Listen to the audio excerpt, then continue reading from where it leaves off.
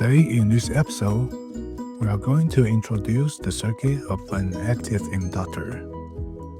We will still use the reference of Professor Razavi's book. The output impedance of a source power shows the characteristics of an inductor. Here are the schematics of the source power and its small signal model that includes CGS of a MOS. To derive the output impedance of the circuit, we will use extra element theory again. First thing to do is to calculate the reference gain AR. In reference gain calculation, we remove CGS and calculate the output impedance VI over II. By observation, we have reference gain AR as 1 over Gn.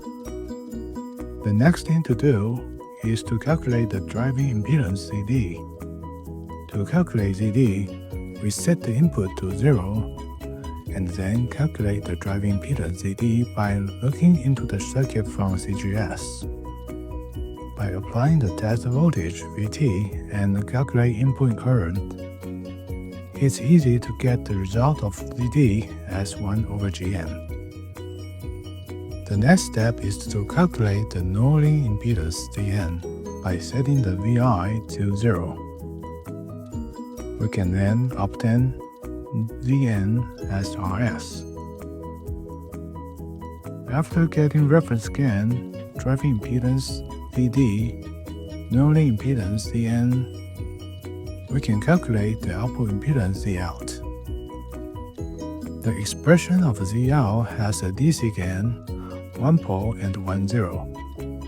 Usually, to a source follower, Rn is much higher than 1 over Gn.